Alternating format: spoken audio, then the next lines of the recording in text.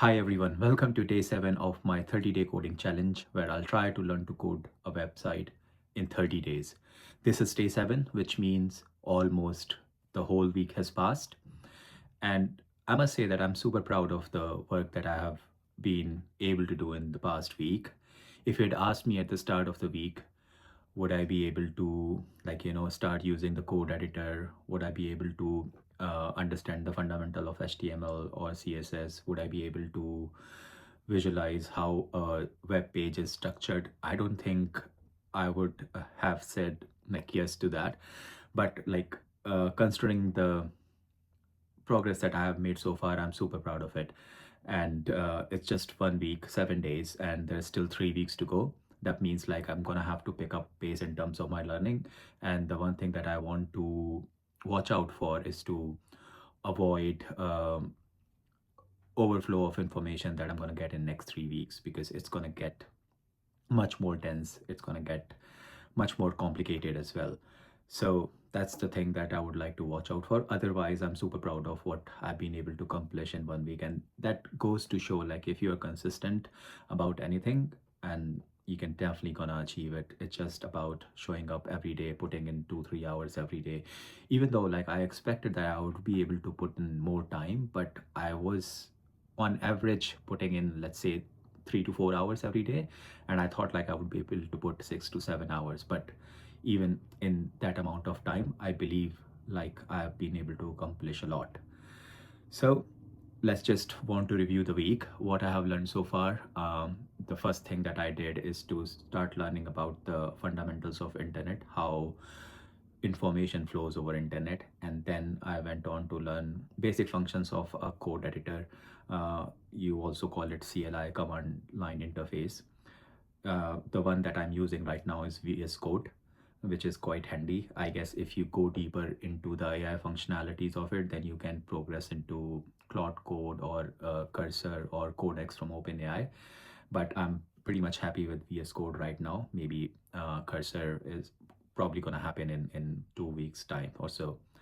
And after that, I decided to learn about HTML, where I first picked the course at Free Code Camp, and which was a quite nice course in HTML, which gave me a good understanding of HTML syntax and its structure.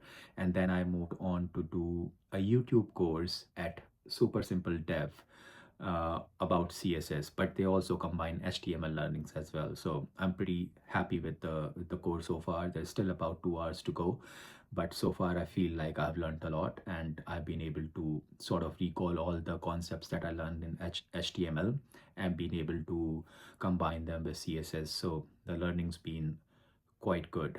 Well, let's just review now what I did today. Day 7, the whole week has passed. This day was all about CSS. So I went much deeper into CSS, learning more about how to style a compartment or how to compartmentalize structures in your screen via grid or flexbox. I invested about 3 hours today, but I did almost 2.5 hours of the video, and I wasn't able to practice a lot on my own. My thinking was I will probably start practicing more, or probably be able to complete a full project on my own after I finish the whole course, and that's what I intend to do tomorrow. Even though like I was supposed to be done with CSS today, it feels like I'll probably would have to invest one more day reviewing HTML and would do one practical project based on the learnings that I have got from this video. So tomorrow it's gonna be putting all those learning, the theory that I have learned so far, into practice. But you can see on screen I was able to do some CSS coding layout today from the video, but apart from that, like my practical learning was quite less today, which I'm hoping to compensate for in tomorrow's practice.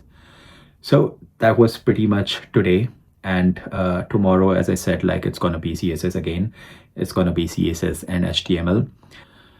And in terms of my observations for CSS, it's been, as I said, it's a very intuitive language. It's just that, like, I mean, even if you don't know the correct syntax, you can always Google the syntax and you'll probably get the results in first or second list. But even if you are quite creative person and you can sort of experiment a lot with CSS. You can design the web page as per your creativity. So I guess there's no limit to it. So that's one observation. It's intuitive. It's very user friendly.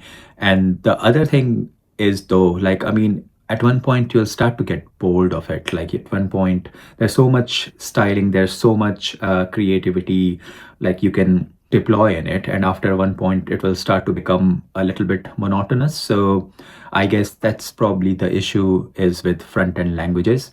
Hopefully that's not the case with the back end languages. That's why they are more sort of rigorous in terms of how do you get proficient with them.